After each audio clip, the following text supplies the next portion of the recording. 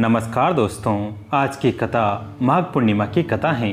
मान्यता है कि माघी पूर्णिमा के 3 दिन पहले से पवित्र तीर्थ नदियों में स्नान करने से पूरे माघ माह स्नान करने का फल प्राप्त होता है। शास्त्रों में वैसे तो सभी पूर्णिमाओं का विशेष महत्व है, लेकिन माघ मास की शुक्ल पक्ष की पूर्णिमा विशेष फलदायी माना गया है।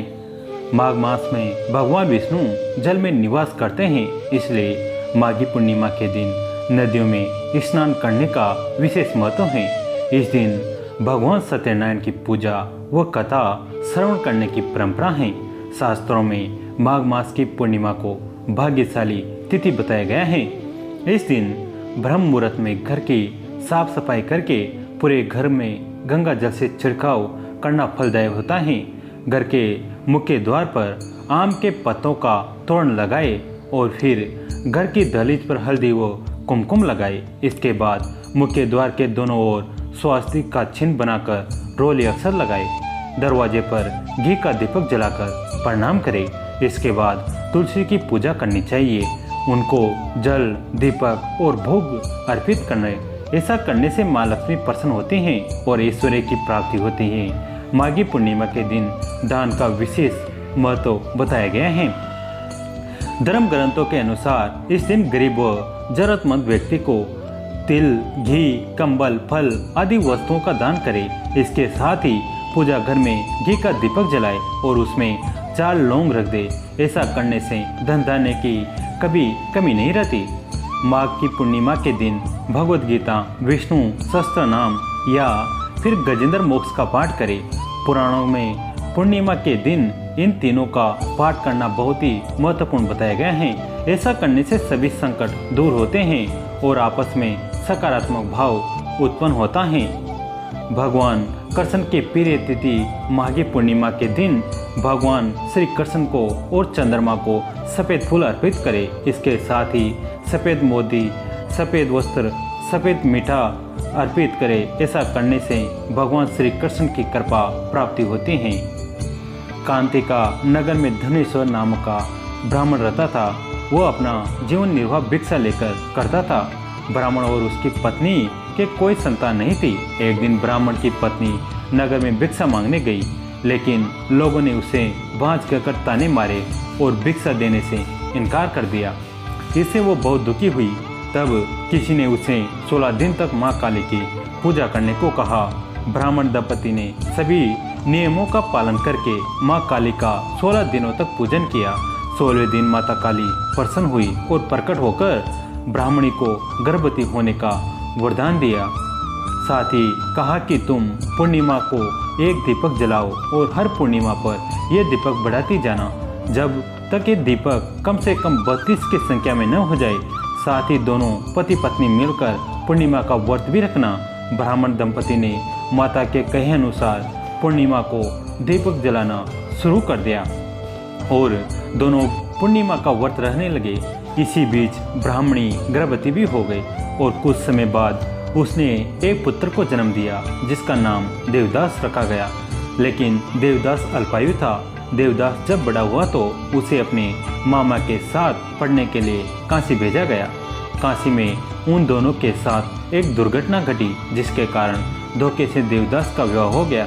कुछ समय बाद काल उसके प्राण लेने आया, लेकिन ब्राह्मण दंपति ने उस दिन अपने पुत्र के लिए पूर्णिमा का व्रत रखा था।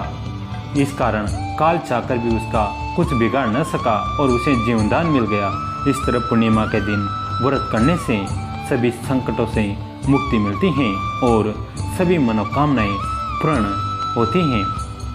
एक समय की बात है, नैमिषारण्य तीर्थ में सोनिकादि 88,000 ऋषियों ने श्री सूजी से पूछा, हे प्रभु, इस कलयुग में वेद विद्या रहित मनुष्य को प्रभु भक्ति किस प्रकार मिल सकती है तथा उनका उद्धार कैसे होगा?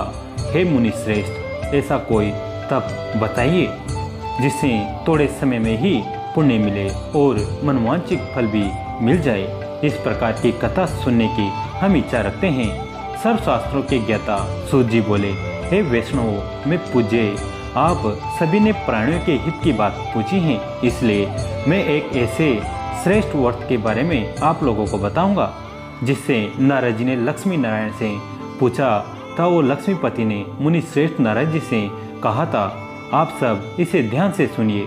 एक समय की बात है, योगीराज नारद जी दूसरों के हित की इच्छा लिए अनेकों लोगों में घूमते हुए मृत्युलोक में आ पहुँचे। यहाँ उन्होंने अनेक योनियों में जन्मे प्राय सभी मनुष्यों को अपने कर्मों द्वारा अनेकों दुखों से पीड़ित देखा।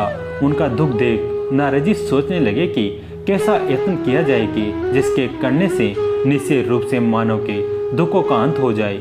इसी विचार पर मनन करते हुए वह विष्णु लोक में गए। वहाँ वह देवों के ईश्वर नारायण की स्तुति करने लगे, जिनके हाथों में शंख, चक्र, गदा और पद्मे थे, गले में वरमाला पहने हुए थे। स्तुति करते हुए नारद जी बोले, हे भगवान, आप अत्यंत शक्ति से संपन्न हैं। मन तथा वाणी भी आपको नहीं पा सकती हैं। आपका आदि मध्य तथा अंत नहीं है। निर्गुण स्वरूप सृष्टि के कारण भक्तों के दुख को दूर करने वाले हैं। आपको मेरा नमस्कार है। नारद जी की स्तुति सुन विष्णु भगवान बोले, हे मुनि श्रेष्ठ, आपके मन में क्या बात है? आप किस काम के लिए पधारे हैं, उसे निसंकोच होकर कहो। इस पर नारद मुनि बोले कि मृत्युलोक में अनेक योनियों में जन्मे मनुष्य अपने कर्मों के द्वारा अनेकों दुखों से दुखी हो रहे हैं। हे नाथ, आप मुझ पर दया रखते हैं तो बताइए कि वो मनुष्य थोड़े प्रयास से ही अपने दुखों से कैसे छुटकारा पा सकते हैं। श्री हरि बोले, हे नारद, मनुष्य की भलाई के लिए तुमने बहुत ही अच्छी बात पूछी है, जिसके करने से मनुष्य मोह से छूट जाता है। वो बात मैं कहता हूँ, उसे सुनो। स्वर्गलोक व मृत्युलोक दोनों में एक दुर्लभ उत्तम व्रत है जो पुण्य देने वाला है। आज प्रेमवश होकर मैं उसे तुमसे कहता हूँ। श्री सत्यनारायण भगवान का ये व्रत अच्छी तरह विधान पूर्वक करने के मनुष्य तुरंत ही यहाँ से सुख भोग कर मरने पर मोक्ष पाता है।